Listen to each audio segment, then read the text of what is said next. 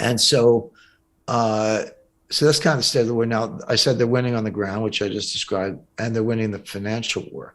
So Biden, who's is saying he's dumb and senile, doesn't.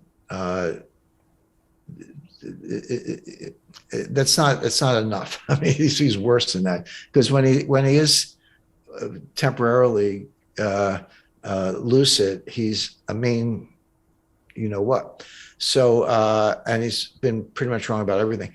So he has a guy in the Treasury. Now, by the way, Yellen's clueless. Yellen, she's a statistics geek from Berkeley who doesn't understand anything we're talking about. So she's the Secretary of the Treasury. But there's a number two guy there named Wally Adeyemo. Wally is the Deputy Secretary of the Treasury. He's point on sanctions. He's the sanctions guy. And by the way, not all, but a lot of my work for the intelligence community and the Pentagon was exactly on this topic: financial warfare, economic sanctions. They didn't need me to jump out of a helicopter with a knife between my teeth. I was the financial warfare guy, and I still teach a course at the U.S. Army War College. I did this most recently in April. Wally, I'll give my IQ points, but he's never had like a regular job in his life. He gets out of Harvard. No, sorry, Yale. I think he had the misfortune of going to Yale. He then goes into the Obama National Security Council as a junior. I carried Larry Fink's briefcase for about a year, one of these executive assistants. But the problem with carrying Larry Fink's briefcase is you're stuck in the same bubble as Larry Fink.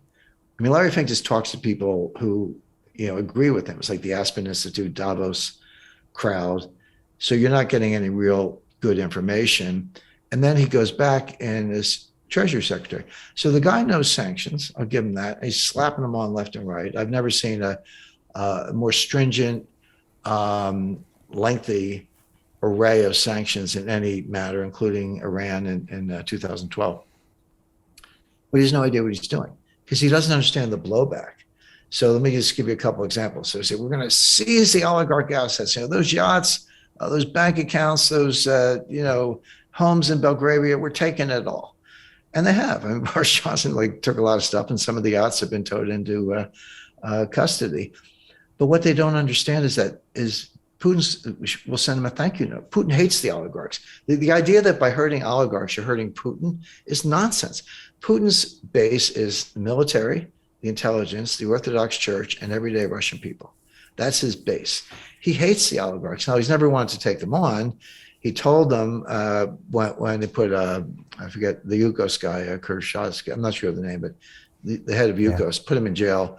That was a message like, you guys can keep your money, but keep out of politics. If you do, you'll end up in the next cell, or worse, maybe you'll have a poisoned lunch in London. But that was it. But now the U.S. is destroying the oligarchs, actually to the point where the oligarchs are starting to bring their capital back to Russia because it's the new safe haven. So this is a complete favor to Putin. It's not punishment. Oh, you double the price of natural gas? Nice job.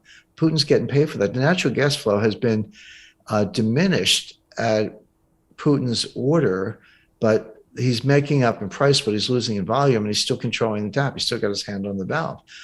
Price of oil, we know what's going on there. Putin's making $21 billion a month in oil and natural gas sales. They have not been curtailed. Everything else is grain, things that people need, but not the oil and natural gas. So, and the ruble before the war was 80 to 1.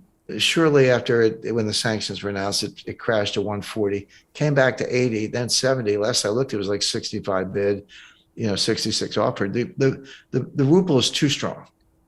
Vera Nabiullina is the head of the central bank. She may start to cut. Actually, she already has. She's starting to cut interest rates because the ruble's too strong. So the ruble's stronger. Putin's richer. The oligarchs have had their wings clipped, which Putin always wanted. And Germany's going to start shutting down factories so people can heat their homes this winter. Supply chain is worse than ever. Western industrial output is suffering because we can't get platinum, palladium, aluminum, titanium, et cetera, and more from Russia, and keep going. So Biden said, no semiconductors going to Russia. We're going to starve them with semiconductors. Okay, how do you make a semiconductor? Well, it's a wafer, and you got some silicon, you got some other mineral components, but you etch the circuits with a laser. How do you power a laser? Neon gas. Where's the neon gas come from? Russia. Who processes it? There's a plant in Odessa. So we say, hey, Putin, no semiconductors for you. Putin says, hey, no semiconductors for the world.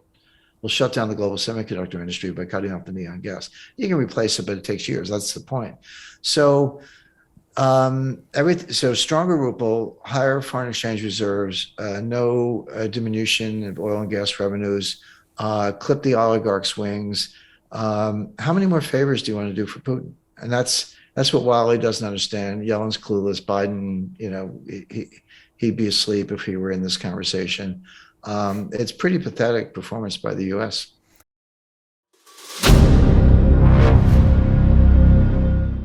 I'm looking for partners, collaborators, colleagues who want to join forces with me around the globe and create real value, generational wealth, and financial freedom for everyone else around the world. Get involved in the cryptocurrency markets, get involved in the NFT markets. This is your moment. Life all comes down to a few moments. Don't let this pass. Now it's not too late. Next year's going to be too late. Ultimately, this is about freedom. That's the way I see it. This is about giving power back to the people and enabling billions of people worldwide to use the financial markets to improve their lives and those of their friends and their families and their communities. Honestly, I think it's a violation of human rights not to allow people basic access to financial services. Because right now people are being kept in the dark, they're being robbed of education, and it's a travesty. And so I'm looking for people that want to join me and be a part of this solution. And that all happens inside the DeFi Academy. The gains my students are making are absolutely amazing. Double, triple digit gains in the first month alone. That's amazing. This will change your life. Now is the time to get involved. I'm going to tell you exactly how my students in my academy made money in the last 30 days. I'm talking about real trading results. And let me just whet your appetite a little bit. Let me hit you with some numbers. I'm talking Brendan from New Zealand is up 68.77% on the month. Steve from Europe up 83%. Albert in Singapore up 169.9% on one single trade. I got Susan up 153% on her call options alone, also rocking 139% returns and 442% returns as well on individual trades. These are people that are changing their financial future in the last 30 days, but it's based on trading discipline. I've graduated over 500 students from inside my academy from over 54 countries around the world. It's amazing. When it comes to crypto, DeFi, and blockchain, we love this space. We truly believe it's the future. This is down to our core. It's authentic to what we're doing, and everybody can tell through the camera because you can't make this stuff up.